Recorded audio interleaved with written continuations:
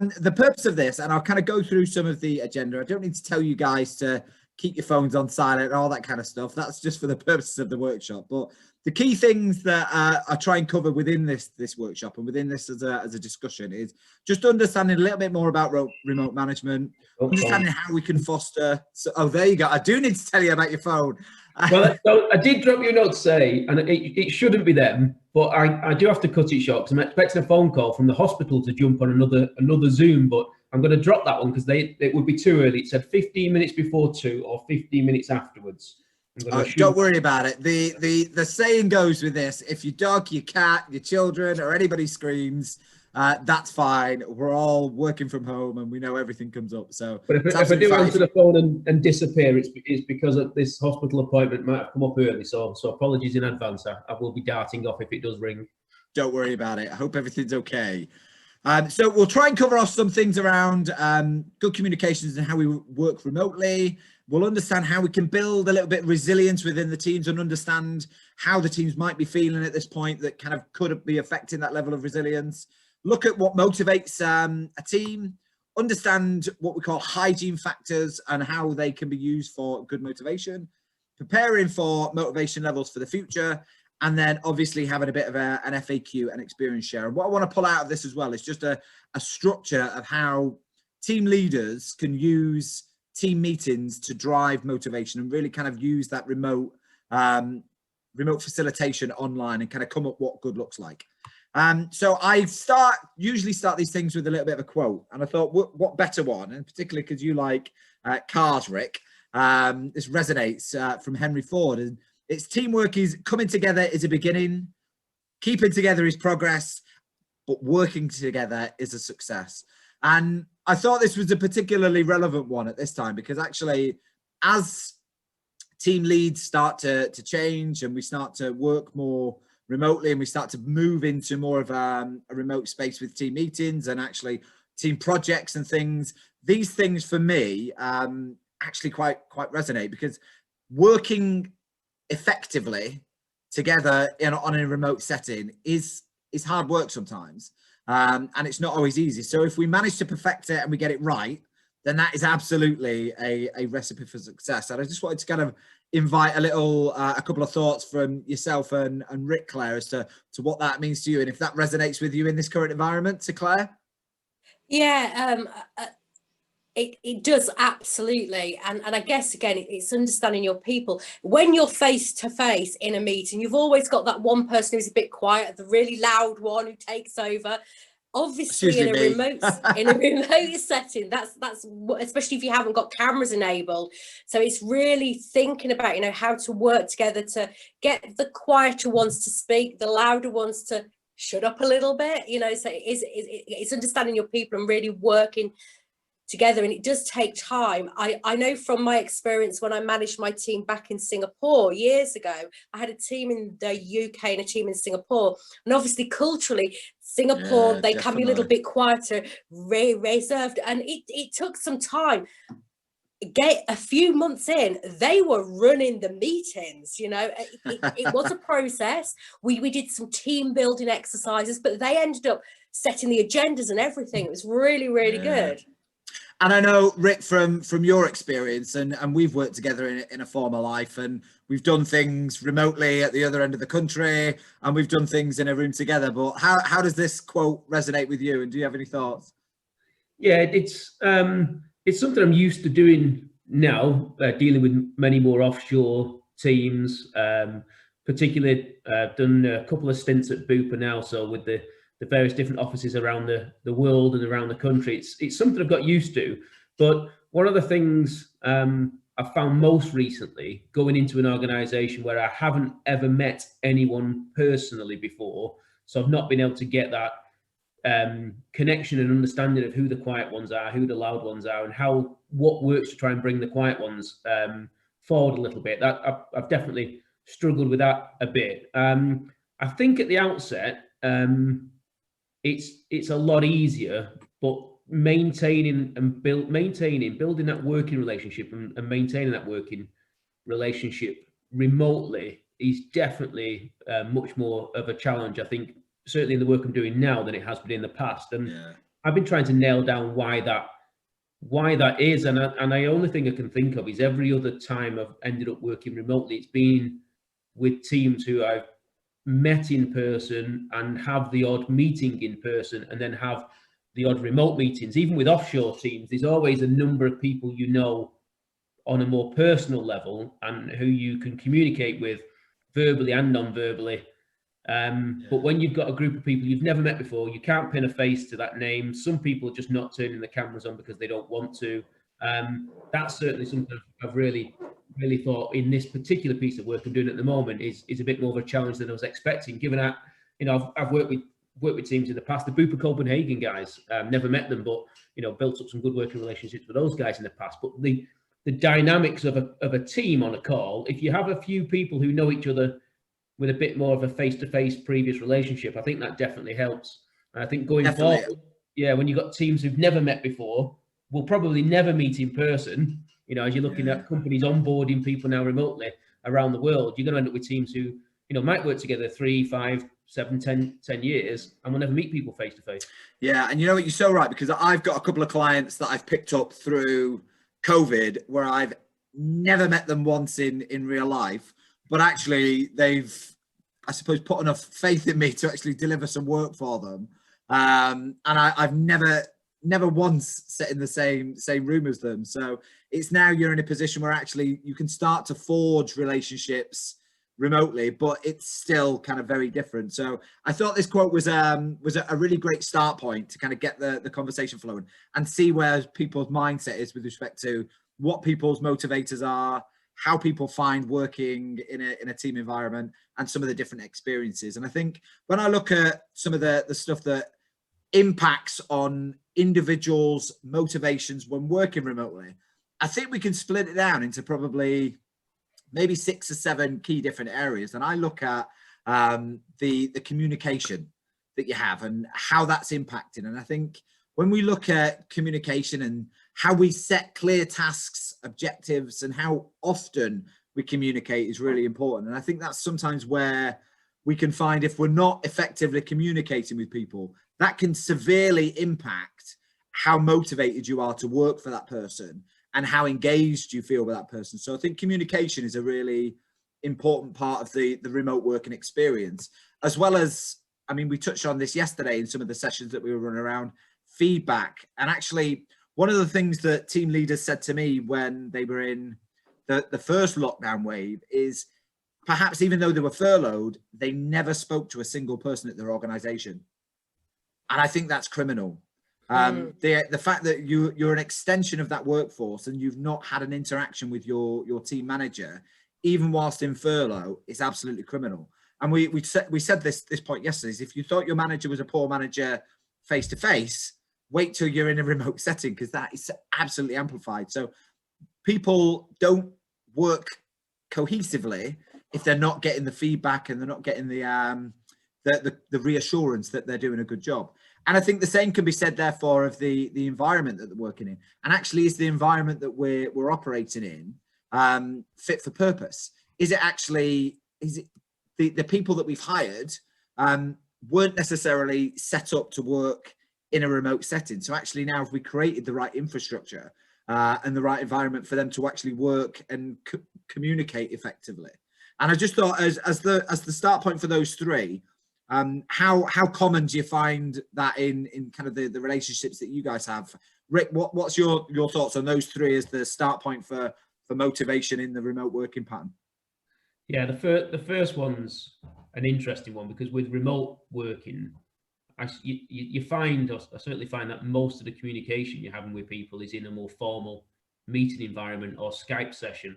And those conversations you might have in a corridor or in a lift lobby or on a queue waiting for a cup of coffee in the local coffee shop or canteen, they're just thrown out of the window. And with being remote onboarded and working with a group of people I've never met before in this latest piece I'm doing, it's hard to build those relationships. And similar, like you say, if you've got a team of people who you need to maintain some level of motivation, you're perhaps not identifying where that motivation is dipping enough. Because if people are particularly quiet on a meeting because they haven't got anything to say or contribute, or they're not planning on contributing, that you don't really know whether they should be saying something, want to say something, but are feeling a little bit demotivated. Yeah. So I've found trying with someone in particular who I've been working with recently, who I got the impression was feeling a little bit demotivated, trying to put in a couple of more informal sessions and catch-ups. But it's really difficult when everybody's busy, because the first meeting to go out the window is just not more of a kind of one-to-one, but just a regular catch-up session. So it's probably more the informal communication, I guess, which resonates with me more than just the regular communication. You chat to people probably 30, 40 hours during the week anyhow on Skype meetings. So it's not the actual communication, it's the level of communication, isn't it? It's more of the kind of non-work related catch-ups where you can really gauge somebody's thoughts and feelings a little bit better on a more personal basis.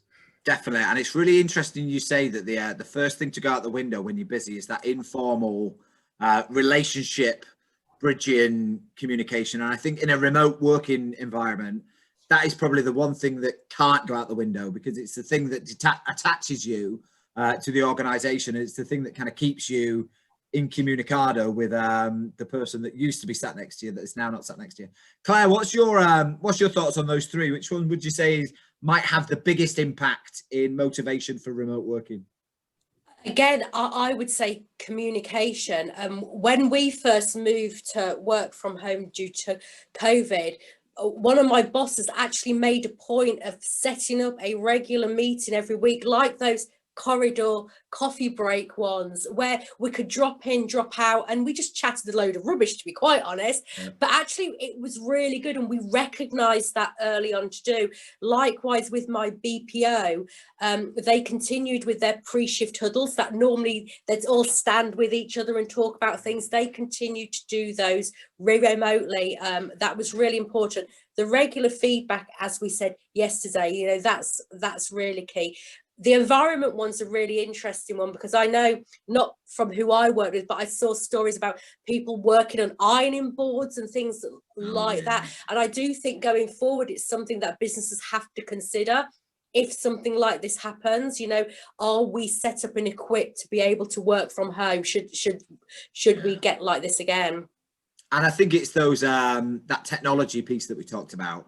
And the ability to communicate as well. So when we talk about technology, we think hardware and have they got all the equipment that they need, but it's actually those communication technologies as well, like Slack or things like Trello, where you can keep tabs on where people are with particular projects, and actually, are they doing that bit? Are we duplicating work over here? So you can really use that to bring stuff alive. And that environment piece is really key.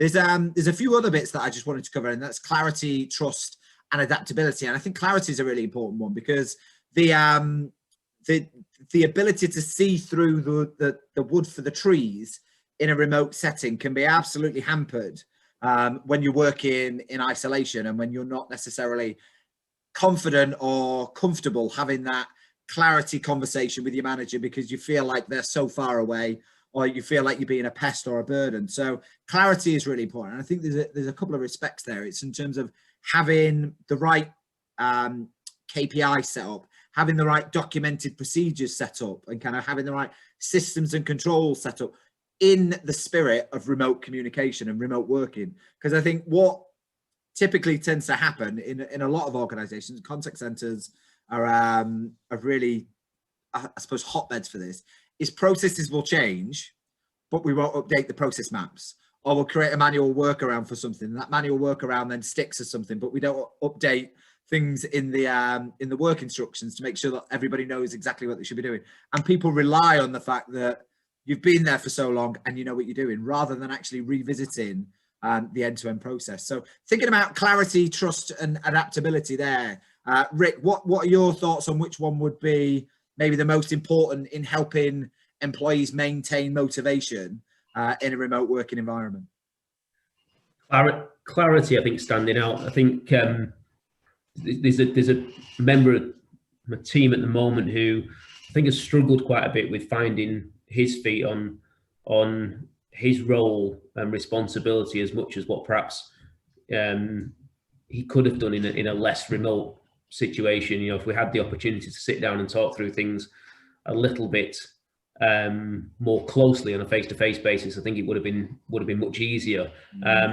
Because whilst there's a role profile, and whilst there's a list of responsibilities or a list of tasks and activities which need to be done, there's always bits missing. And like you were saying, with a contact center environment, or perhaps more of a frontline operational level, when you've got a set of procedures written down, even though projects, as I often deliver, you kind of try and deliver updated standard operating procedures, but that's not always the case, because things change at the last minute and something gets missed, or it's just a case of, something's picked up by such and such a person, and it's kind of accepted that you find out how to do it off somebody. The reason people find out how to do it off somebody is they're used to turning around and tapping on somebody's shoulder, or they're used to turning around, and if that person who's sat next to you doesn't know, they know someone who's 10 feet away or at the other end of the corridor who will know. And in a remote setting, that clarity of the purpose and the priorities, particularly the priorities, and the role, that's something which I've had with a particular member of the team to be much more focused on. And we've ended up, and I'm certainly not a micromanager. I'm not a great manager to start off with, but certainly don't like and don't do yourself a disservice there, Rick. But we've ended up having to create an Excel spreadsheet of a list of stuff, and how much time should be spent on that stuff, or how much time needs to be spent on it, and whether too much time's been spent on one thing and not another thing. And using things like the tools you were saying, and Slack and all the various different tools out there, it would certainly help, and it's something I'm going to look towards in the future. Don't use Trello for kind of work management type activities, but there's a few others where it might be easier moving to more of a almost like a development based profile, or development based approach for non-development work. So development, they pick. I think lean manufacturing and lean and agile is my background and my passion. So picking stuff off a Kanban and picking stuff off various different boards like a developer does, I do need, here's a line of code I need to sort out. Using those kind of skills for not those roles is something I've found useful, not this year, but actually last year, using Trello and other forms like that. So I think that finding the right tool and the right means of giving people clarity on what they should be doing, I think's the key one out of those three for me. Yeah.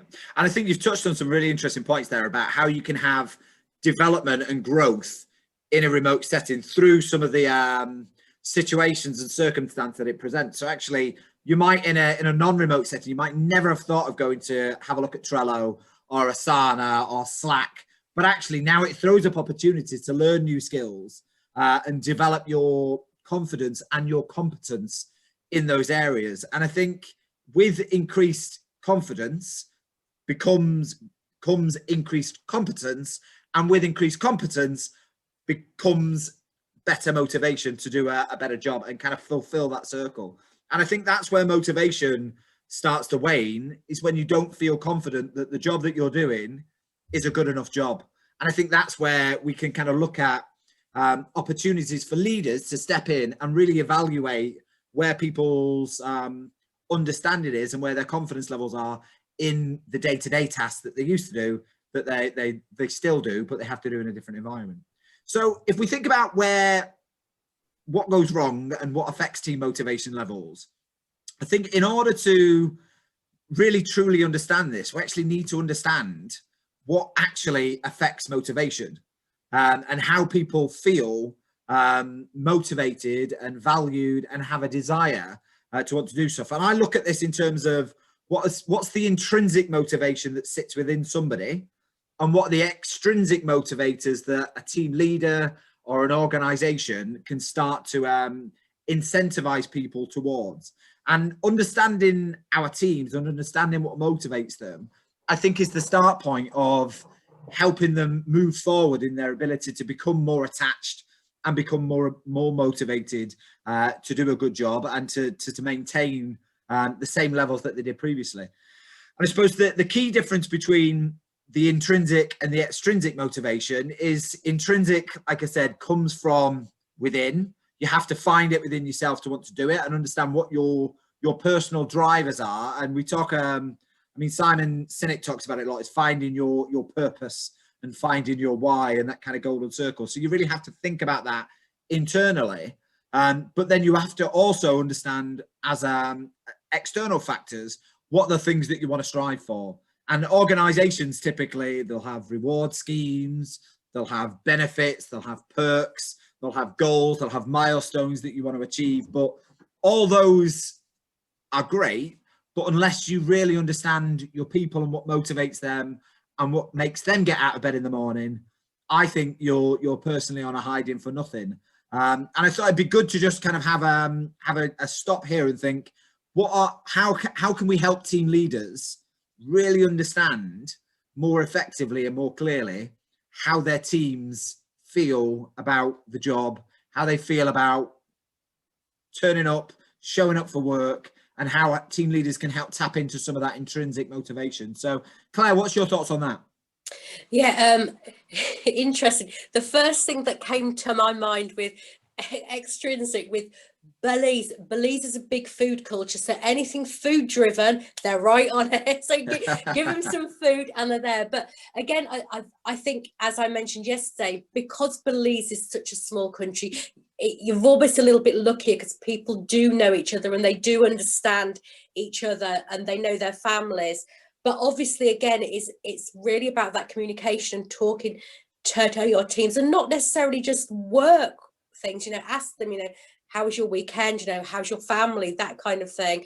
So it is really about understanding your team. And some of we introduced lots of things. Obviously, we had rewards for CSAT, which was monetary based, because money speaks well in Belize, and food based usually.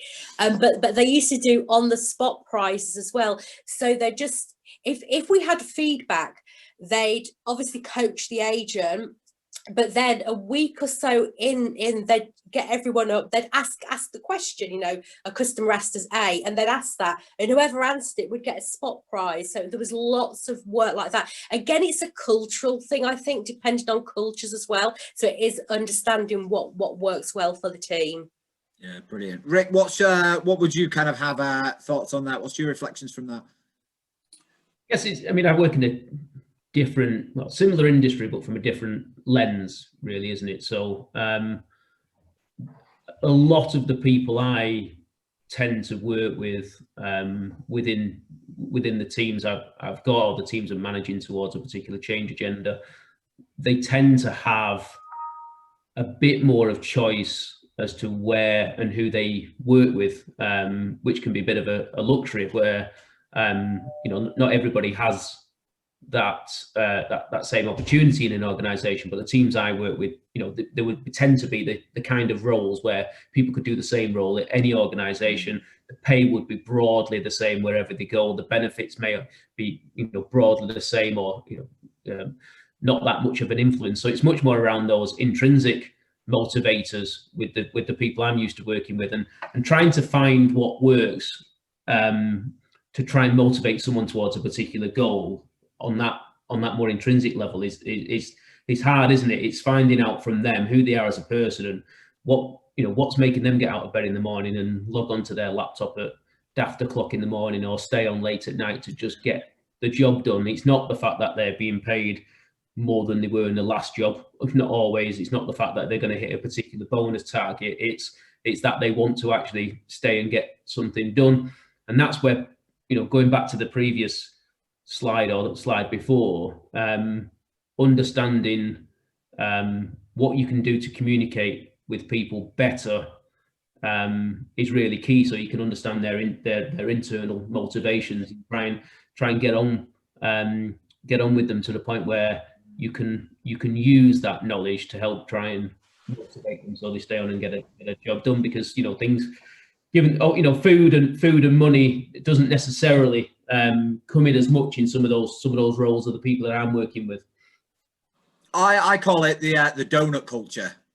If you're fueling your team's extrinsic motivators with donuts, that's very hard to do in a remote setting. So it's actually then thinking about, right, how do we really tap into why these people are showing up? Why are they getting out of bed and logging on at the right time every day? And I think the acid test for me is saying, if you could plot all your people on a page and saying, what do I really know about Claire? What really motivates Claire? What really motivates Rick?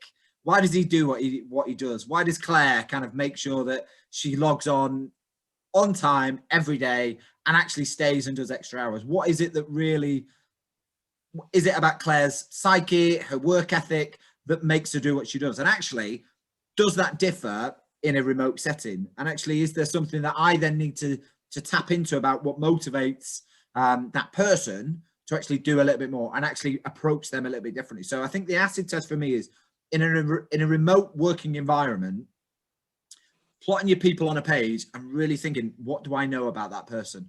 And what do I know about how they want to work and how they want to show up to the office or their laptop or their ironing board every day? God forbid anybody's working from an ironing board at this point. That's the difference, isn't it? Because if you've got a fancy office and it's got a slide and some beanbags, and it's got all sorts of fun things which people really value in terms of the environment they go to work in an office environment. I know someone who left one organization and went to the other purely because the office that they'd opened was just absolutely fantastic. They were going for broadly the same cash, broadly the same rewards, doing broadly the same job, but the office and the environment that they knew they would then be spending 8, 9, 10 hours a day in was the big draw. If everybody's working remotely and all they're going to do is see the same 4 walls and then they would see in any job, no matter where they worked, then, you know, doing what you're suggesting there, Gary, and pinning down their motivations and understanding that might help you then say, well, what can we do remotely or virtually, which is going to help encourage that person to log into our Skype meetings or our Microsoft Teams meetings than our competitor organizations, Microsoft Teams. And you know what, you talk about something really keen. It's as if you foresaw what's on my next slide, Rick, because it's all about those, it's about the hygiene factor, isn't it? And this is where things go wrong, is we don't have the right hygiene factors within the organization to satisfy people's want to stay. So things like the right salary, the right relationship, the right level of contact with my team manager, the right level of training to do the job, the right systems to be able to get on and actually do the work, the right pay levels and the right fringe benefits and perks. And those things, when they're all spot on and motivation levels are high because you really enjoy doing what you do, you end up in this kind of top right quadrant here, don't you? Where you've got everything's right, all the stars are aligning, and I feel compelled to want to do a good job. And it's when those things start to tip into these other 3 boxes that we've got a problem. And I think where we find ourselves, certainly, I suppose in COVID times, is that accelerated that hygiene factor to a different degree. And the hygiene factors became, can I log on to my laptop? Have I got the right broadband connection? Is my Wi-Fi up and running? Is my manager talking to me on a regular basis? And I think when we look at a remote working environment, those hygiene factors, yes, pay is still there. Yes, fringe benefits are still there. But the immediacy of hygiene factor becomes, can I do the job you're asking me to do? And can I do it to the degree that doesn't make me look daft in front of the customer and have a buffering time or something like that? So this is where remote management and remote environments can really cause motivation to swing in a completely different way. And when we look at some of these things here, so you get your high hygiene and your high motivation, that's everybody firing all cylinders. But then when you start going through these low hygiene factors and low motivation, I'm looking for a new job, quite frankly. And then you start to swing through that low hygiene and high motivation. It's, I really want to do a great job for you, but you're not making it easy. And then high hygiene and low motivation, it's one of those things where everything's all right, but I'm a bit bored. So is there something, to your point earlier, Rick, is there something that I could do for my own personal development that might help me become a little bit more zhuzhed, a little bit more attracted to doing the job? So thinking about kind of those, where would you, if you were reflecting now where people are, Claire, where would you say most people are sitting at the moment, do you think? So I would say, going back for when we first moved out, it was, we've gone through all of those, and there was low motivation because of working from home. You know, a lot of them had very young families, you know, and schools and everything had closed. So that didn't help because they just felt that, you know, they couldn't necessarily do the job. But once we'd got into it, we actually, when I left them, we were actually in the high hygiene, high motivation, which really surprised me, because I think I mentioned previously, if someone had asked me 4 years ago, could we have ever moved my BPO to work from home, it's like, no way, not in a million years. And we did, and it took some time, but yeah, we did have some motivational points, especially the community spirit part about not being able to be with other people and to bounce things off. So it was all about, making sure we got the team sites. We used Asana actually. Asana was one of the tools we brought in, and that really helped. Definitely. And Rick, how would you say, in terms of maybe the people that you've worked with historically, or the people that you're working with now, where would you say that they sit on that curve? I think what interests me is whether there's a few conversations I've had recently with friends who work in various different organizations about either how they are getting on working, where it's people who are working in a call center environment, one in particular who spends all day for a large bank chasing debt, but then also working at friends who kind of run these teams as well. It's not so much the experience conversation I'm having with them in terms of how they're getting on. What interests me is whether the results they're seeing, which tend to be common thread, is it's more positive than they were expecting. But what interests me more is whether that is a result of people still thinking there is an end to this and that end isn't that far away, and whether the results that they're seeing in terms of these surveys or questions or conversations they're having with the staff, whether that is something which would be significantly different if people were told, or people genuinely understood that this was something which is going to now be the case for quite a number of months or years ahead as organizations think about back to work strategies.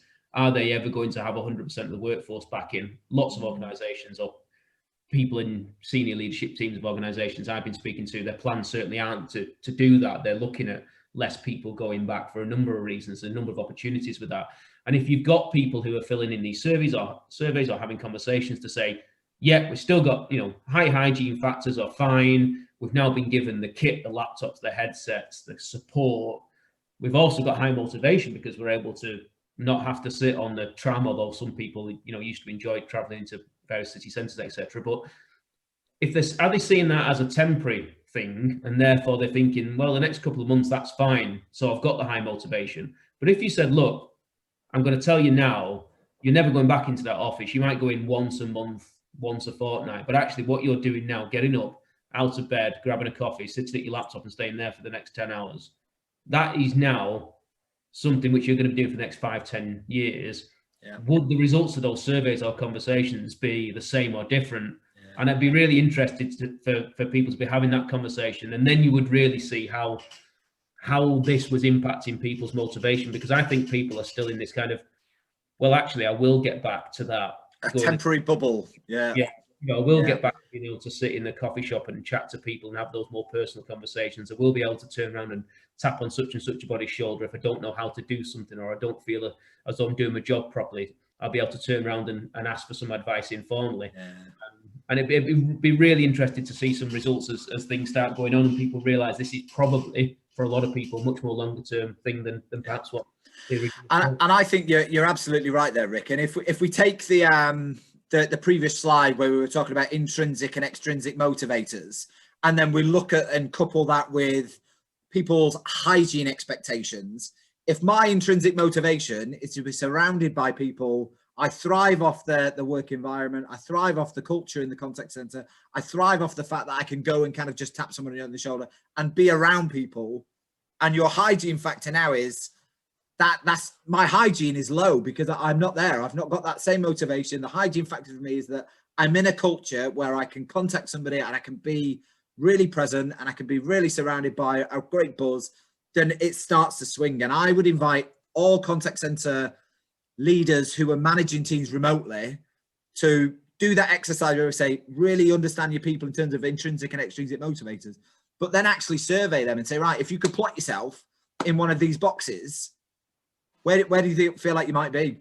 And I think if you did it as a self-reflection, say, I'm going to put Claire in high and high, I'm going to put Rick in high and low.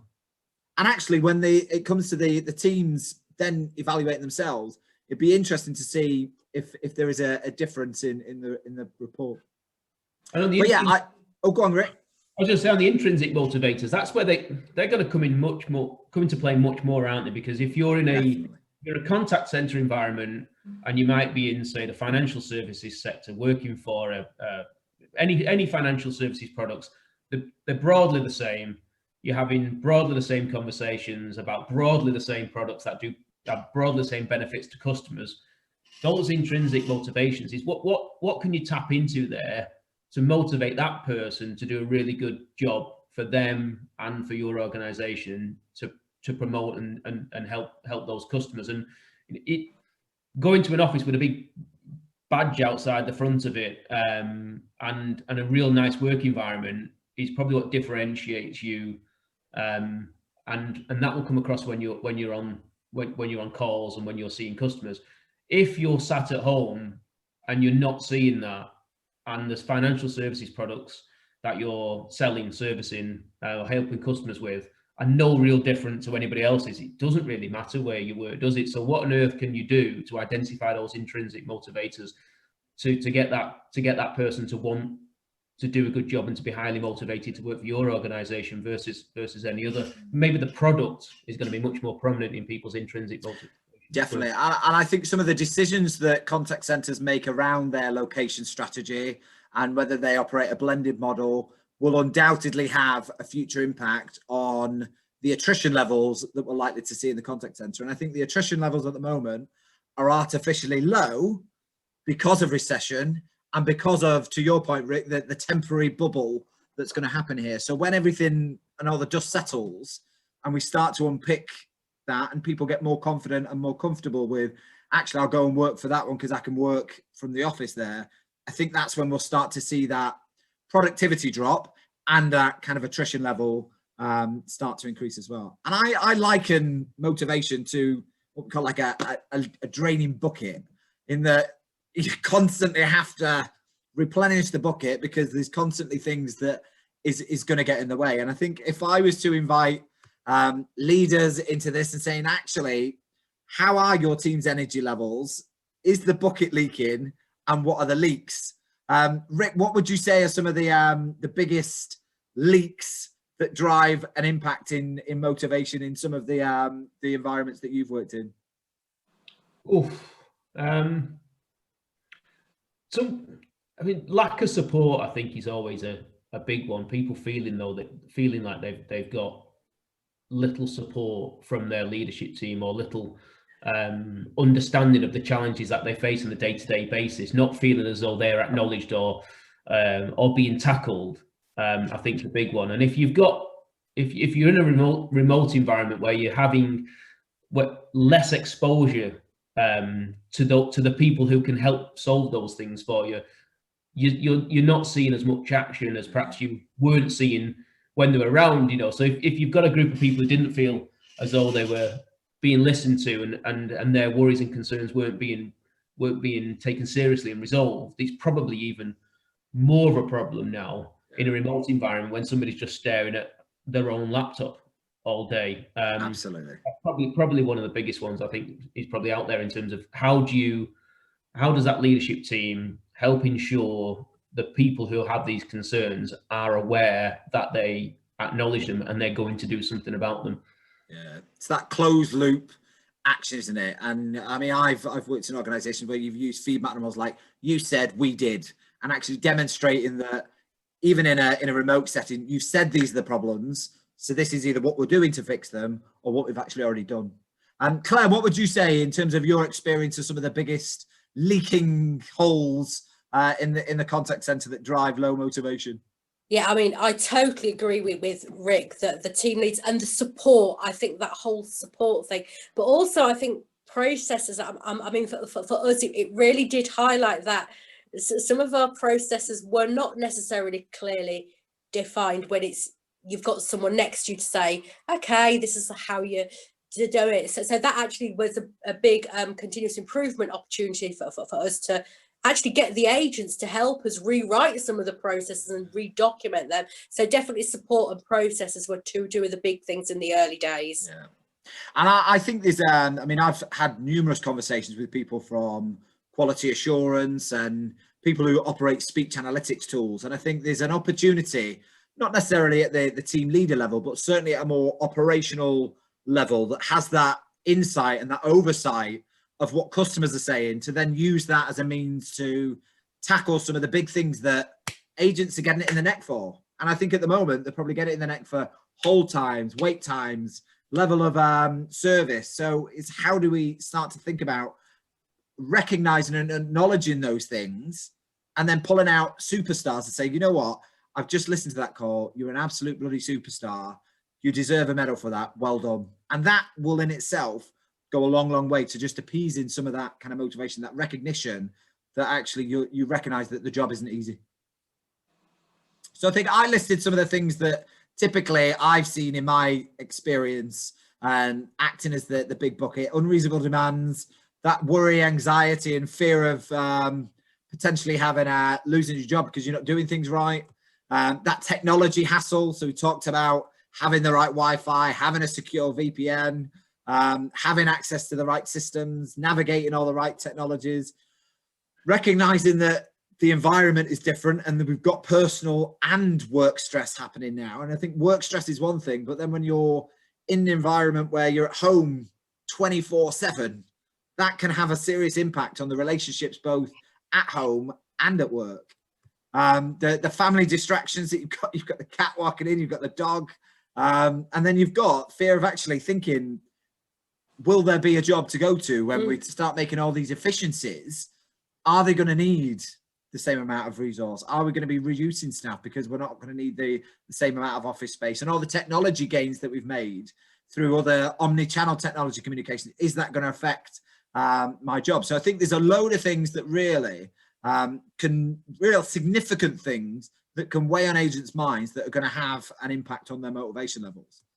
So I suppose if we were to reflect on that, understanding where people's teams are right now, understanding their intrinsic motivators, their extrinsic motivators, and where they are on that hygiene curve is really important. And I think we've touched on a lot of things that impact where people sit within that, and then understanding how we can start to shift those things around with some of the points that we've already discussed. And I think you guys have shared some really great stuff that help it. But I think here's some factors that I say actually might help team leaders have more engaging conversations and start to kind of fill some of those buckets. And there's no surprise there. Things like praise and recognition sits squarely at the top. Setting a challenging and achievable goals can really, really help. To both of your points around what you said around using those development opportunities as a means to stretch people's intrinsic motivation, making sure that people have got that support from friends and family. I think sometimes we, as team leaders or people in operations, we steer clear of the whole friends and family conversation and that support, but people feel increasingly isolated working from home. So making sure that they've got the right network to be able to speak to people is important.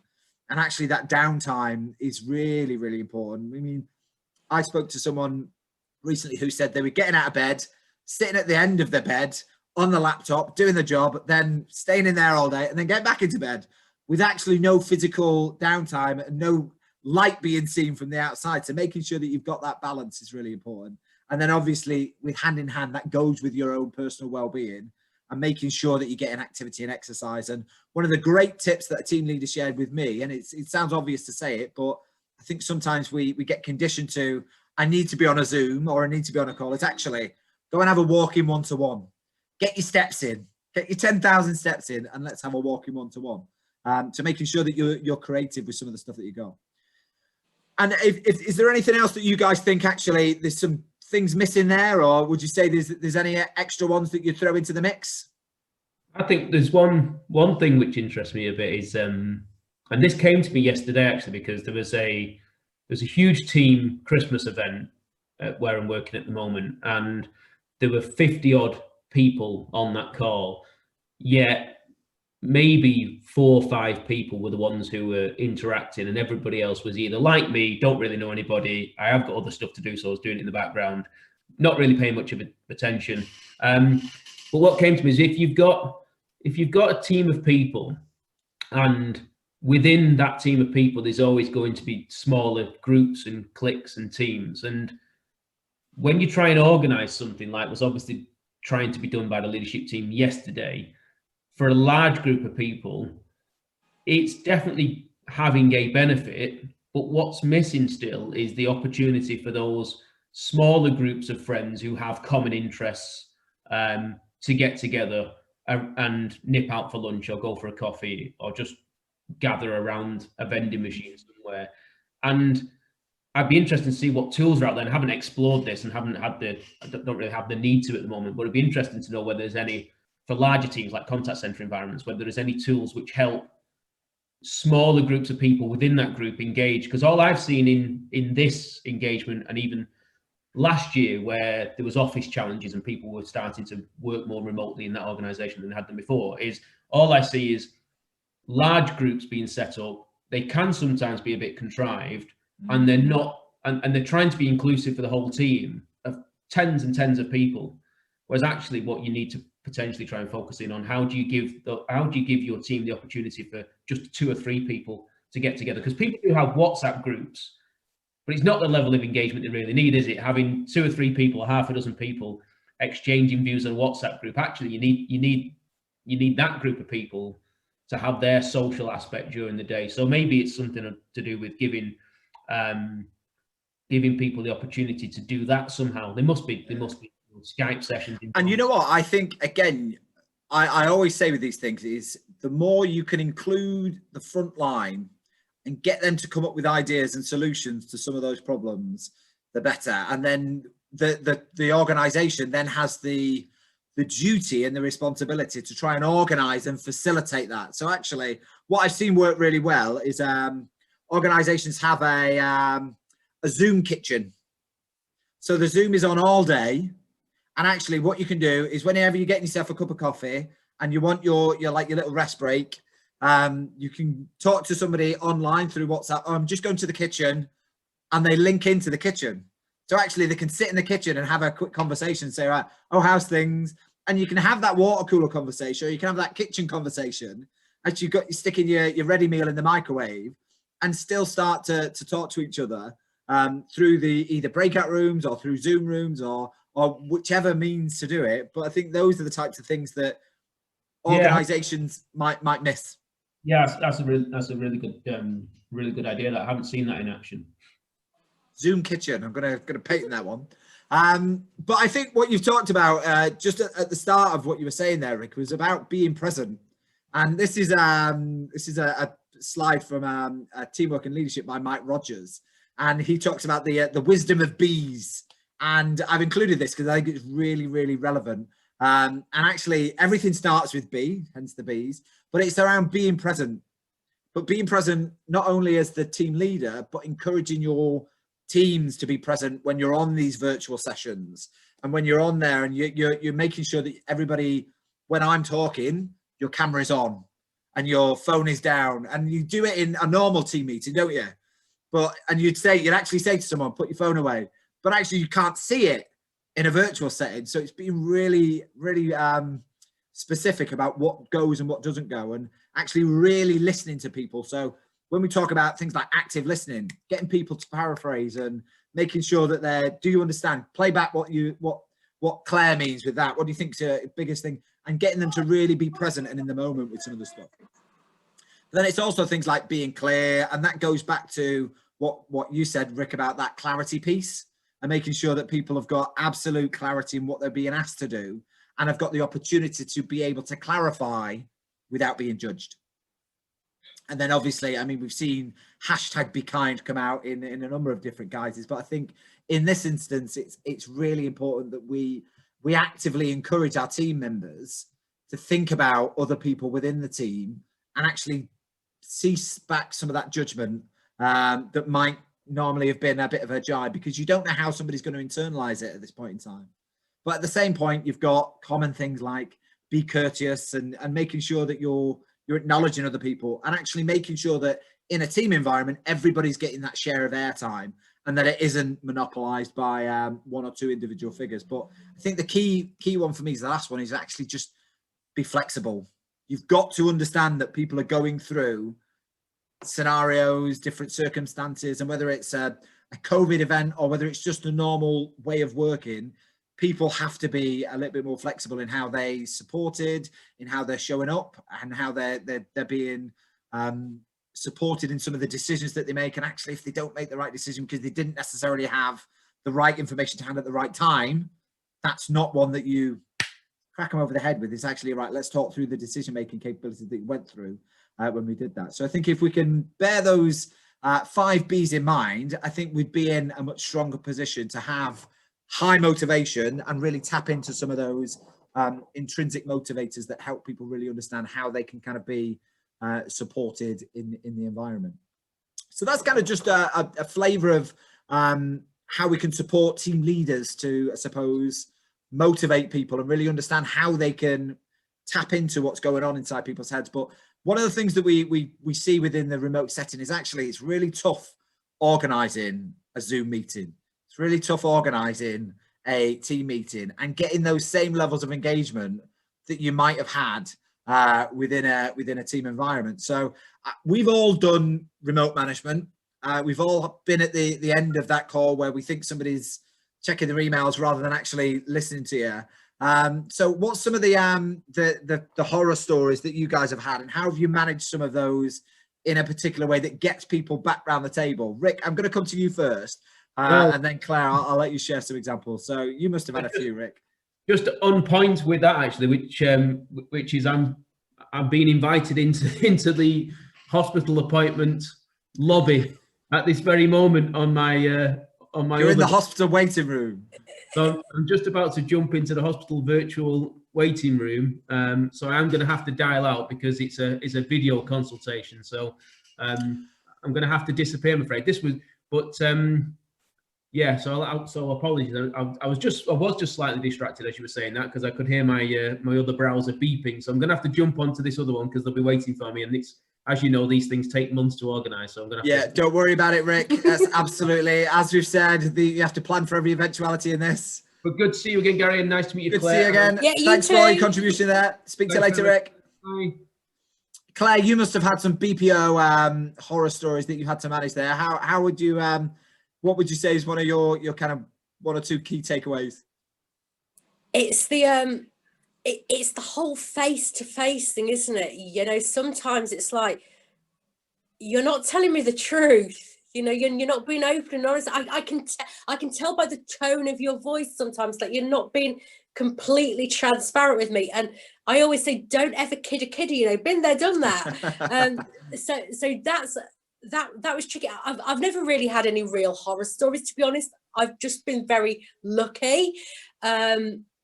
I did have a meeting that was with Oxford and Singapore way back, and one of the guys in Oxford just went off on one, like really aggressive and stuff, and the people in Singapore just didn't know what to do. So, you know, it was taking him out and speaking to the people in Singapore to explain he had some personal issues at home, you know. So, you know, I'm not excusing it, because he did go off on one and was really swearing and was actually quite rude at one point.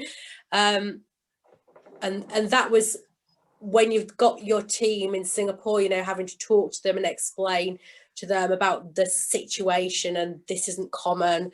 That was quite tricky, but I've never really had any other horror stories. I guess I've been quite lucky. You know what? It's interesting, isn't it? Because in a remote setting, we're probably actually more accepting of poor behavior and poor practices because it's a slightly alien environment. Whereas if someone was over talking somebody, or if someone was swearing in a team meeting, you'd probably actually say, right, can it go and take yourself out of the room and come back when you've calmed down.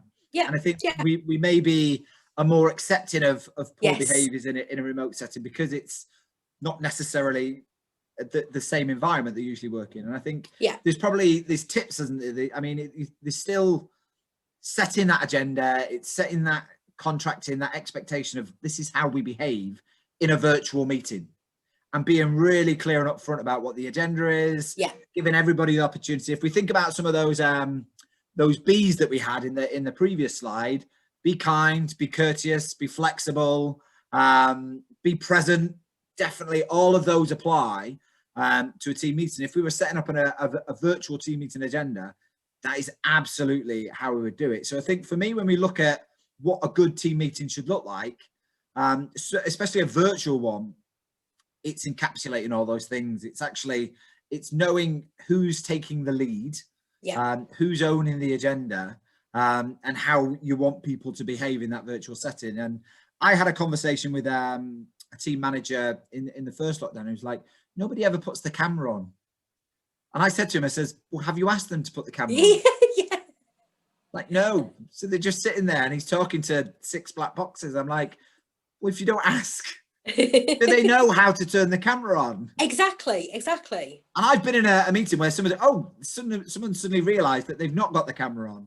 And I'm like, well, I just assumed that you didn't want it on. But actually, in a setting where you want to see the whites of people's eyes to see how they react, it's important to kind of have that dialogue and just, again, set expectations to make sure that people know the technology and know how to do it. Yeah. And I think if I was to ask you in your experience what a good remote team meeting might look like, what would be your maybe top 3 tips? Definitely the agenda, without a doubt, getting that set up front. A little bit of fun. I think, again, this may depend on which sort of team, a contact center environment, they tend to be slightly younger. So you need to inject a bit of fun into that, definitely. So agenda, fun, and allowing enough time, because sometimes when you're remote, the meeting may run over. That of course happens when you're not, but if you're not in the office where you've got to be out at 2 o'clock because someone else has got that meeting room booked, so just allowing for time, but being time sensitive as well. And I think that goes back to probably your first point, is having that agenda and having that structure, isn't it?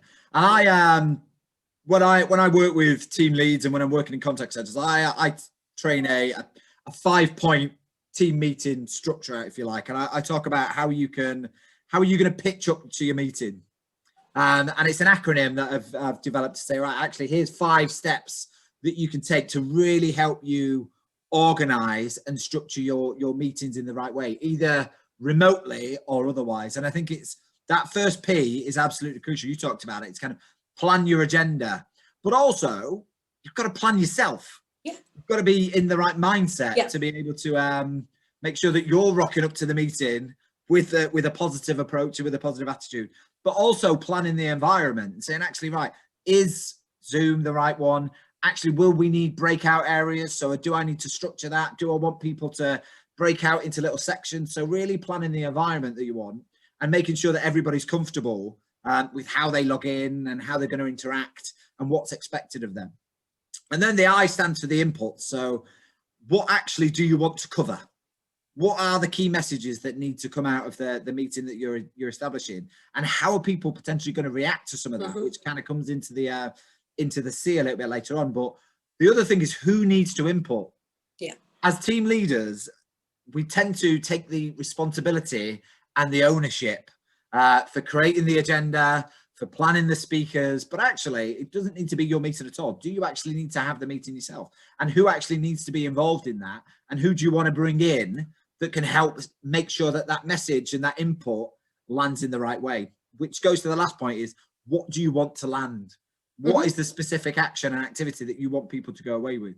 Which takes you into the T, and it's team meeting should be all about teamwork, shouldn't it? It's like, how do you assign the roles? How do you make sure that the right people are doing the right bits? And who's the note taker going to be? Who's going to be organizing the Zoom invites? And do you need to do everything as the team leader? No, you don't. So that bit there, absolutely. And it's kind of making sure that people know what role they play within the team and how they can kind of make sure that actions and things get completed. But I think the biggest one for me in that T zone is fostering that spirit of collaboration and really making sure that everybody contributes, because it's easy to sit there with your camera off, on mute, doing your emails.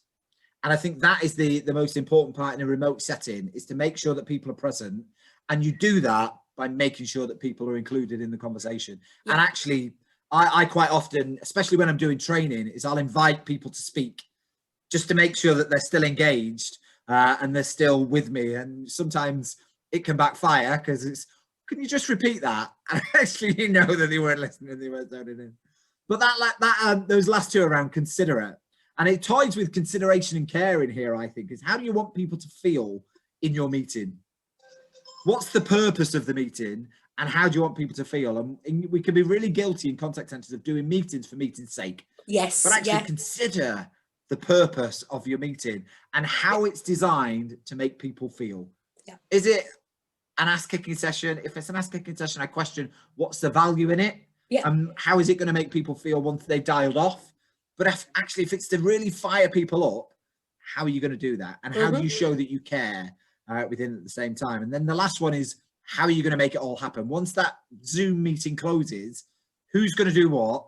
What do you want people to do differently? And what actions need following up? And I think if you follow that structure, you can't go far wrong with having a good team meeting or remote team meeting. But I think it's having those things in consideration. What's your thoughts of that structure, Claire? What would you say is the key part?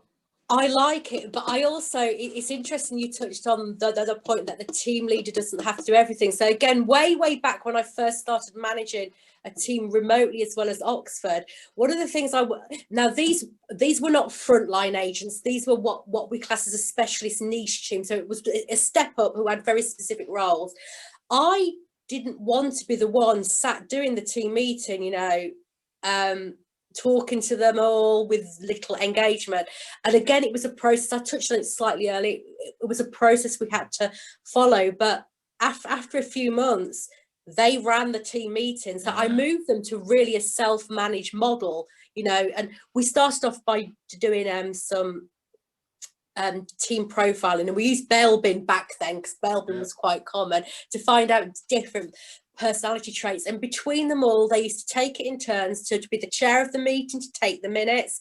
At the end of the week, that's one of them would circulate the agenda around what needed to be added on to next week's, what needed to be taken off. So that was really good. That there is sometimes a thought that the team leader has to do everything, and actually if you do have some agents you can empower to perhaps take a little bit of ownership, it does give more motivation as well. But definitely agree with everything on there. And I think if you've profiled your team in the right way, so you understand what their intrinsic motivators are, actually if it's development, if it's being in control, if it's wanting personal growth, then you can really start to play on some of those things to get them more engaged and more actively engaged in the team meeting. So I think what I would do is, I would invite team leaders to do this as a task and to say, right, let's create your remote team meeting agenda and consider all those elements that we've talked about throughout the whole of this session. But you talked about learning styles there and personality profiles. And I think understanding your team and understanding what their different motivation levels are and what their different learning styles are and how they respond to information can really help you think more creatively about how you present. So whether you're showing slides, whether you're sending agendas out in advance so that people can have a chance to look, feel and absorb that information and reflect. If you've got a team full of reflectors in your team, is having that opportunity to think and then come on board and ask questions. But I think it's understanding how you can get the team to think creatively about the session that they want to run and how they can own that session and become part of that, because there's no point in sitting at the front and just talking at them for 30 minutes, 40 minutes, whatever it is, because it doesn't land anywhere. But it's all about that kind of collaboration. So I came up with some top tips for team leaders for when they're running them, and I'd be interested to know if you've got any extra ones that you want to add in there. So preparation is key for the meeting, as you'd imagine. Preparing yourself and your own state of mind is really key. And if actually you're having a duff day, there's nothing wrong with sharing how you're feeling and actually then maybe delegating that to somebody who's feeling it, because people want to help. Making the meeting interactive, really starting with some positive success stories and sharing what's working well before we start. Right, this is the agenda, these are the things I want to cover, this is what's working really well, and really firing people up can have a big massive impact in terms of how engaged people are at the start of that meeting and set up for success. Do you need to run it, as we've talked about? Who owns the agenda? and thinking what are the problems that we want to solve this week? What are the biggest things that are causing you an issue that we want to get around the table that we can collaborate together with and help you? So almost running like a little mastermind. So Claire's got an issue with this. Who can help? Who's got a thought? And really, that really helps bring that level of team cohesiveness in a remote setting. Then thinking about what the key messages that you need to land and how is it best for that to land, and thinking about how people might feel in response to that helps you pre-frame potentially any objections off the back of it that might cause the meeting to flounder. And then thinking about what you want people to feel at the end. And I would always do this as a start to any meeting, is maybe write down some of the words, the adjectives that you want people to feel. You don't necessarily have to share it, but actually, if you think, right, I want people to feel empowered. I want people to feel motivated. I want people to feel energized. And then look at your agenda. Is my agenda going to invoke these things? Or actually, is it just an update on numbers? And am I going around the table asking people where they are with the sales numbers? How motivating and inspiring is that? And then the last one, of course, needs to be, what actions do you want to see and how will you measure the impact of your meeting? So I would always advocate team leaders asking their teams, how is the meeting for you today? And what would you like to see differently? Especially in a remote setting, because it can be so transactional. So actually trying to create that spirit would be great. If there was any other kind of points that you'd add on to that list from your experience, Claire, what would you say?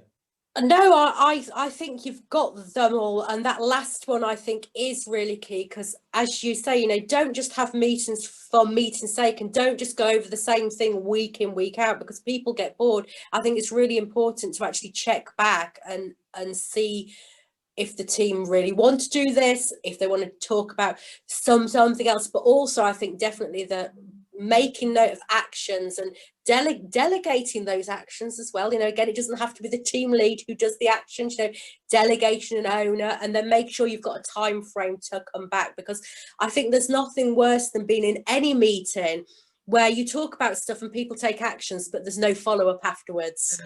I hate the word, can we carry that one forward? You mean you didn't do it? Yeah.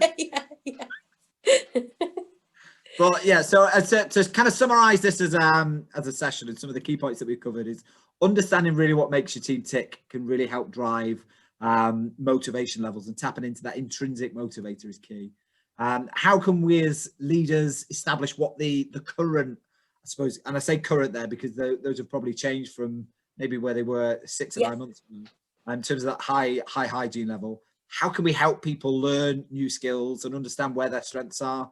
And how can we communicate well to motivate well? I suppose is the key takeaway for me. But key takeaways for you from this session, Claire, what would you say are some of the key things that we've discussed today? It's like I've been saying all week, honestly. I don't want to sound like a broken record, but it is really true.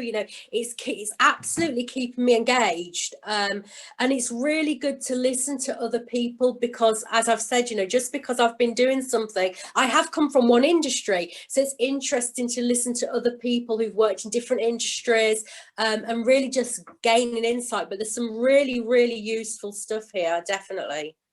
Brilliant. Well, I've loved running the sessions over the last couple of days, and hopefully they will provide some use to the contact center team lead population and other levels. I think sometimes it's good at senior. I mean, I've been in some senior level meetings where they've been an absolute car crash. So some seniors can take solid. I mean, I've probably run one or two myself if I've been guilty, if I'm being brutally honest.